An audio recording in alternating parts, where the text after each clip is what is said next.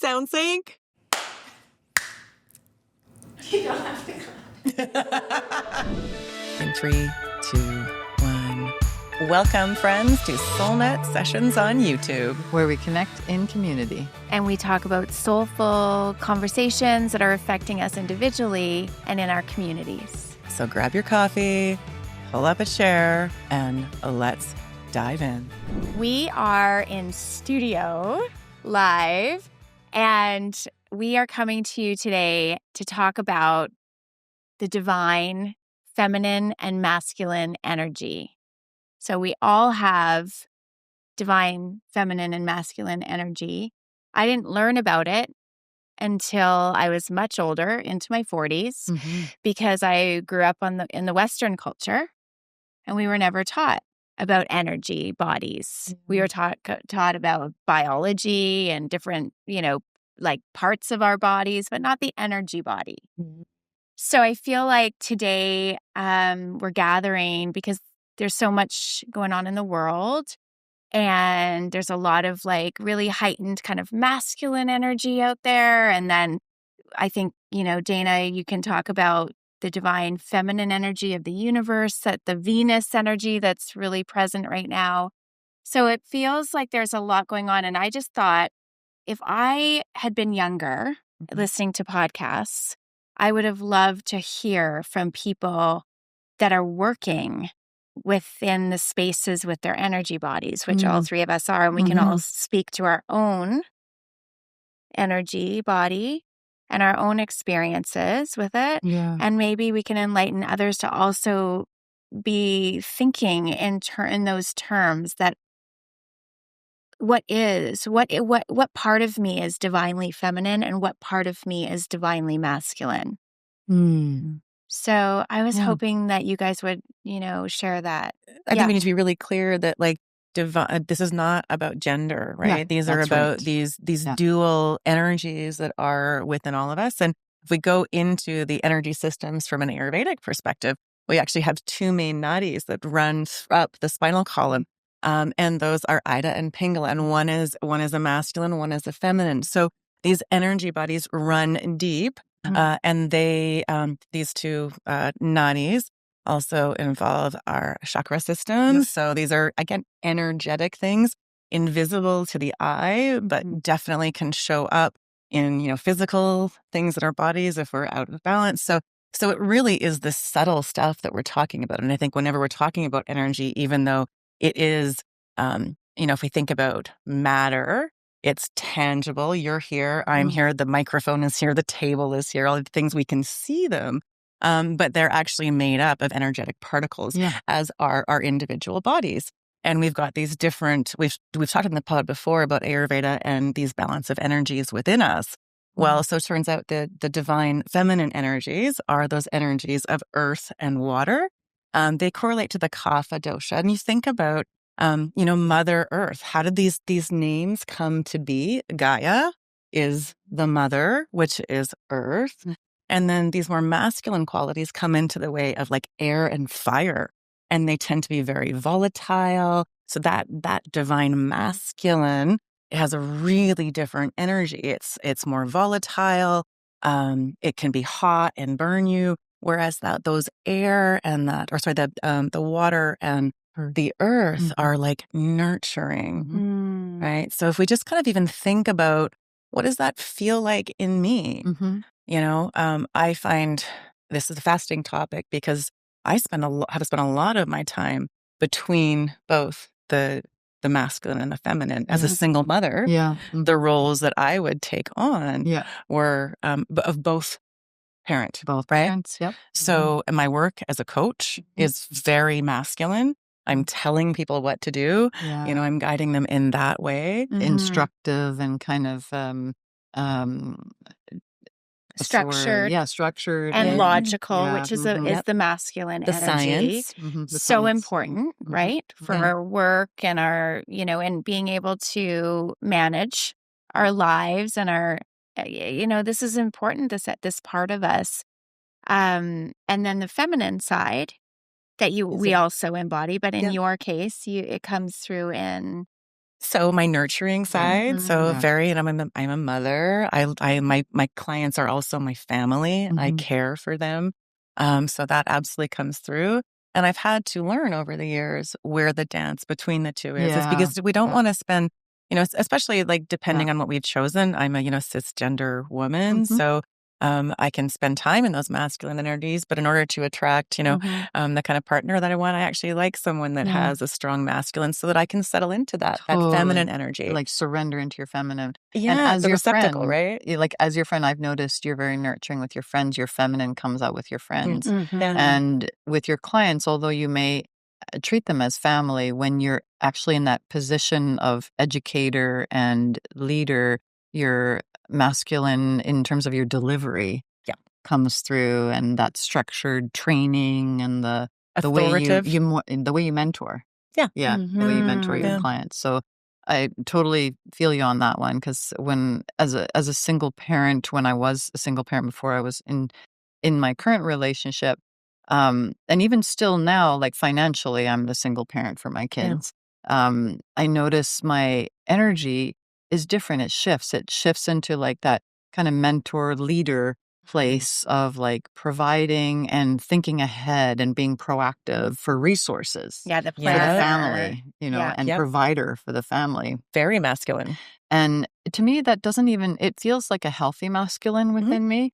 And one of the gifts of midlife for me is I feel like I've been able to embrace both in me. Yeah. And Meg, you were speaking earlier about like, how I was sharing about my conditioning or the training I received.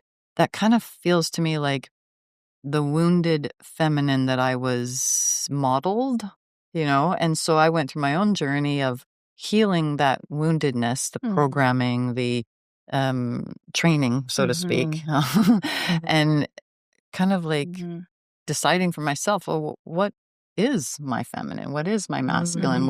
And my masculine came more naturally than the feminine. It took me a little more time to feel into my natural feminine, which I really have fully embraced in my current relationship now. Feeling safe and received in my current relationship allowed that part of me to flower. I'm so happy, for you, because I think the wounded feminine, that like looking back ancestrally, right? Like our mothers and, I think they, what's happened or what I'm noticing is that the feminine has always just been defined as the nurturer, the caregiver, the emotional one. And, that is all true. Yeah. But also that what is also true is that every woman has masculine energy as well. And every man has feminine energy as well. I just find that I guess I'm just more aware of noticing it in myself and healing from that wounded feminine, right, which came through like my mother line. And also embracing my masculine and just trying to practice being more boundaried, more structured, standing with my voice, leading with my heart, but also using my voice. So, that would be like my more masculine energy that was kind of like kept down for a long time. So, and I get resistant sometimes because I've always been considered and I was kind of imprinted and, and rightly so, like people just look at me or for years, it was just my femininity that they felt and saw. And that is true. But what I've come to learn and why I wanted to come today and hear your stories and share mine and hope that the listeners can think about their own energy bodies and, what may need some attention or what may need some practice. Yeah. And I think that's such an important, we're all, mothers of sons. And I think we're raising boys that we're inviting them to embrace these feminine skills of listening, holding space for others. I know my son can do that quite beautifully, and I hope that's something he carries forward. And he's comfortable in that space. He's also a big, athlete and all these other things. But this doesn't, again, we're going beyond these physical structures and really diving deeper into what is underneath the surface and the subtleness of all of us. It sounds like he's comfortable with both. Yeah. And that actually has him almost maybe rest in his masculine more comfortably, because there's not a part in him that he's afraid of. He's familiar with both, like in terms of these energies being primal in us. The main energy lines are masculine, feminine along the spine, yin and yang, right? Moon and sun, winter, summer, hot, cold, receptive, and what's the opposite of receptive? Resistant? The provider. Providing, providing.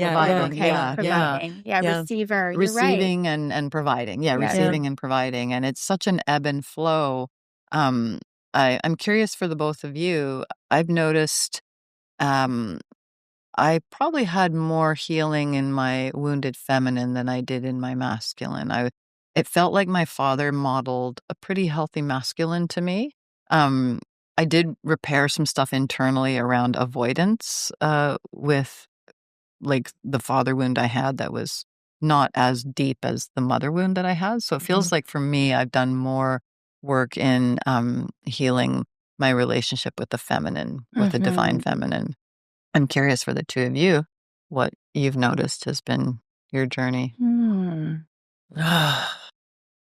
It's so interesting. I actually do feel like I'm actively working on both of those pieces. I think the understanding the divine or the masculine that was modeled for me, as being, my parents raised two young girls, really capable, really independent, and that the downside to that was not being able to ask for help. And I saw the women, the feminine role of just being the caregiver and the provider in that way. And so I struggled a lot, actually. I'd say I wanted to be a homemaker too. There was a lot of me that really wanted that, yet I knew I was so much more independent. And I knew I had the ability to run a business and do all these things. But really what called me was to be that same role that my mother had.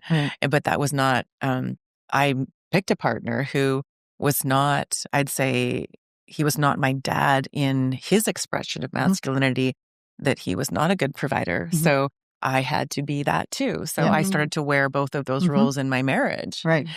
And then, of course, we split up. And then I was like, so fortunately, I was fairly, comfortable in both of those. And I really leaned into my relationships that were more of an alpha male, but with a feminine understanding, because I am ruled by Mercury as a Gemini. And so if you can't communicate with me, well, you won't get the rest of me. So I needed that love language of actually being able to be heard and seen and received as I was. And that would allow me to absolutely blossom into that feminine aspect of myself. But I dated a lot of men that they didn't have enough of that to actually kind of to allow me, because I found it was like, it was really easy for me to slide into the masculine role again, because that was what I was. It was so on all of my work and life was what was very comfortable. So it's been a lot to actually just find the right partners, the right friendships, those things that like really allow me to be masculine when I need to be, and then be feminine. When, that's such an interesting point, Dee, that you raised, because it's like, because then it's not only are you practicing, and working with both those energies within you, but you are responding to your external world, right? So you've got your work, you've got your friends, you've got people in the community, you've got political, like all the media, all the things that are going on. And so what comes up, right? Like we all have like a dominant, we kind of lean, right? And so you've leaned into your masculine energy. And so you're having to like practice, or find people. It's like finding your tribe, like where you can lean into your divine feminine. And be received. And be received and be loved. And taught to be hyper that is independent. such a good point. Which is the masculine almost like response to the 50s of like the Yes. feminine kind of only being delegated to nurture only. And so these extreme responses produce extreme results. They totally do. You're exactly right. That's exactly it. Oh my goodness. Yeah. Isn't that interesting? Yeah. Right? Mhm. Yeah. I know. I'm thinking the same thing too. Like, I feel like, so I would have, like, as I was saying, I would lean more into the feminine role. Mhm. Mm-hmm. And so that I'm working on, again, finding ways to practice my more masculine approach to things. Mhm.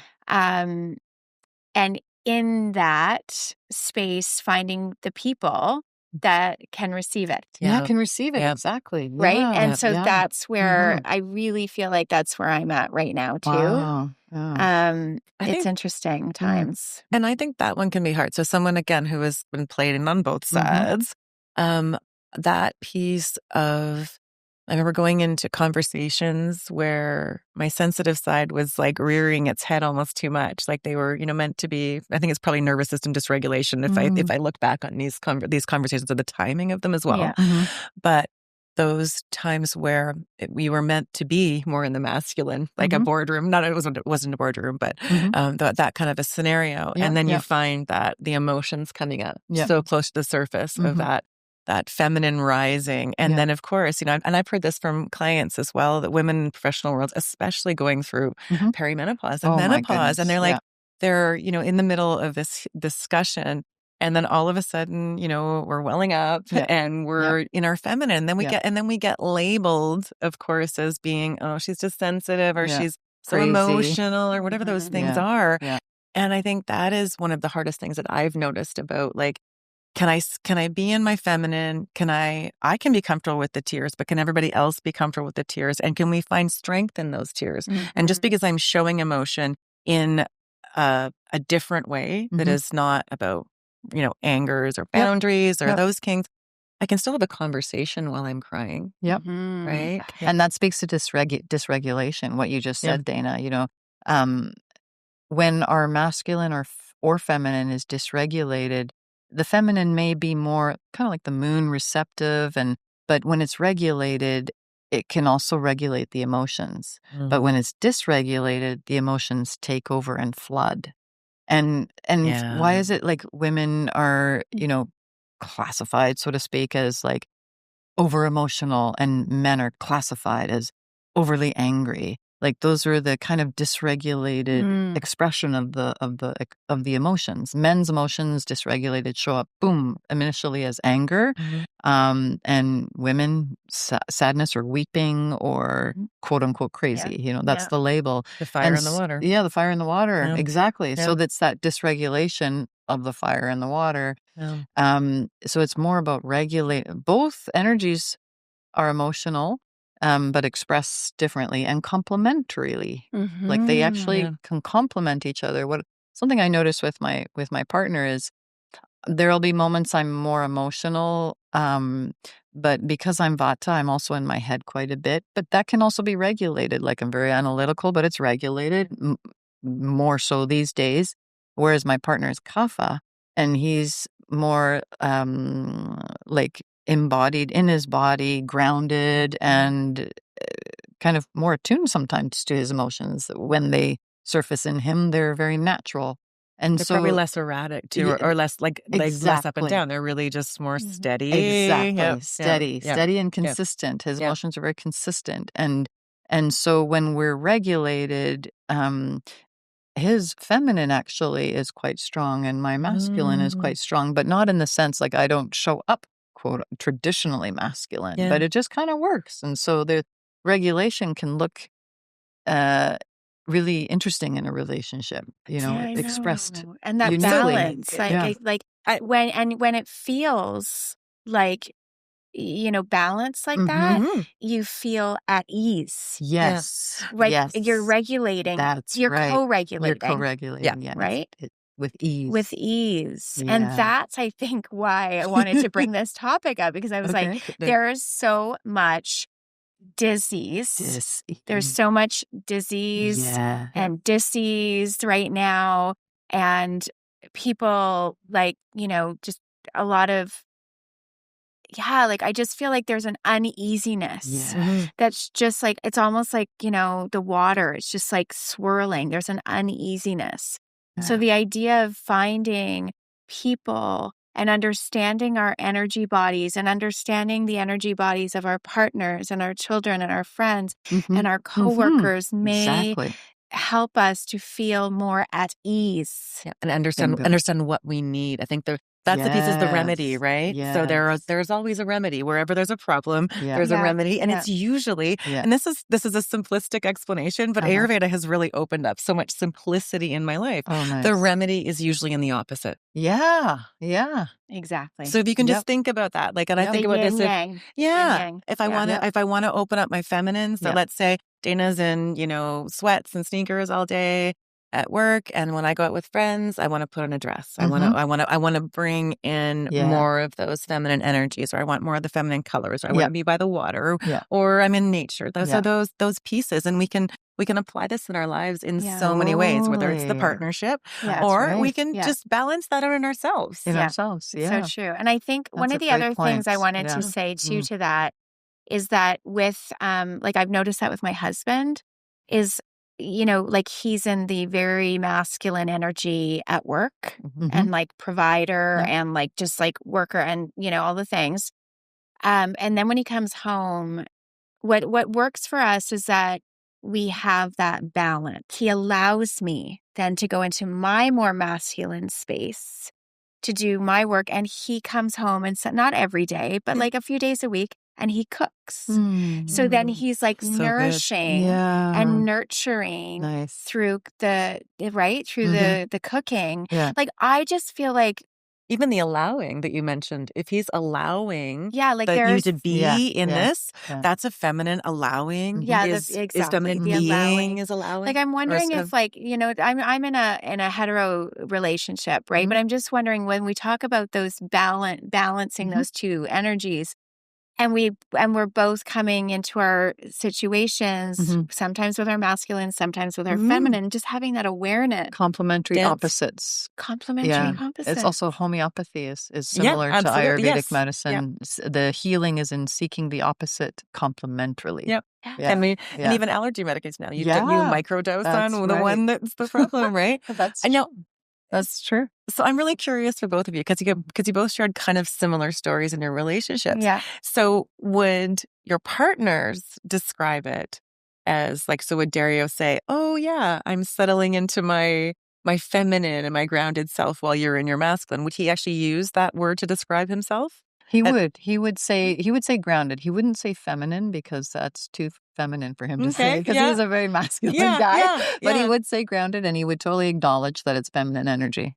Amazing. Because he's pretty in touch with he knows that his strength is the kapha stability. So he knows himself. He knows himself, exactly. And then he can show up for you in turn, and you guys complement. So what about your... So my husband, I would say, it would also not say, he would not honor it as feminine, because he's also a very masculine man.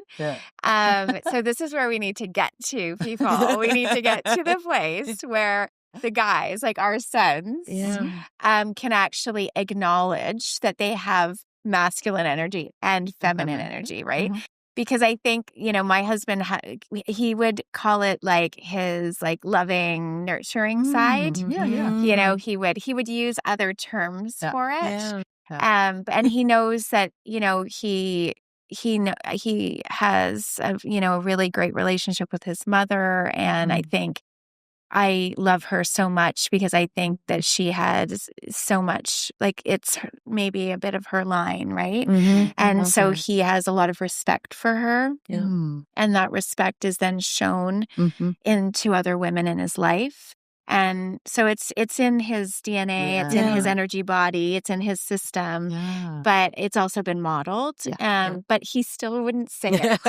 So I feel like it just needs to be said. It's the conditioning. That's all. It's the conditioning. Yeah, which is it's just such a good example that, we are here to change the condition. To change. No, we're not here to change the world. Well, we kind of are. We're trying but through ourselves, through our own exploration, right? I think that's why we all come together our is world. Because we talk about this stuff and we try and make sense of it all. And exactly. And that's the contributory piece, right? Yeah, exactly. So Dayna, you brought up a really great tip on recognizing like the distinctions. I'm curious for your other tips for like nurturing, nurturing either the feminine or masculine within, if we notice that there's a need or an unmet need. So I think, so I think obviously like, fashion, outward expression is a really great way, and either in one or two of the others. I think it's easier, especially with the feminine side. I'd say the masculine side. I mean, anytime you're setting healthy boundaries, anytime you're being that, the person to have the conversation, to start the hard conversations, that feels very masculine to me. True. Having the hard conversations. That's the starter piece of it. And I think, that's also a really great place that we can bring in like even posturing and empowering. Yeah. And I would add too that the logic piece also, like I think about the masculine energy, like in my family members, and they're such logical thinkers. So it's a bit of a mind, like really utilizing like logic. And then but also the juxtaposition of the heart and the feeling and what it feels like, and, being able to be a bit vulnerable. So that kind of the logic and the vulnerability, I would kind of draw attention to those two things. Yeah. So with that, SoulNet friends, we are going to wrap up this conversation. It was a bit all over the place, a bit wild, but that is the human experience. Being the in energetic, the energetic that's the body. divine. That's the divine. That's the divine. It's not always linear and logical. It can be all over the place at times. It's about growth and entropy and chaos and order. All of it. All masculine, of it. feminine. All of it. So we just invite you all listeners to think about that in your own life, in your own body. And really our hope is that for each one of us and for you that, this is enlightening and has you thinking and being more aware of the energy that you're putting out and the energy that you are receiving. And don't be afraid to dance between the two, because that really is what we end up doing in our existence here, is moving between these energies in our relationships and within ourselves. So with that, we'll sign off live from the studio, from the SoulNet studio. That's right. Thanks for Henry's for hosting us here at our little studio. Yeah. Thank you, so grateful. Yes, thank you. Thank you, Henry.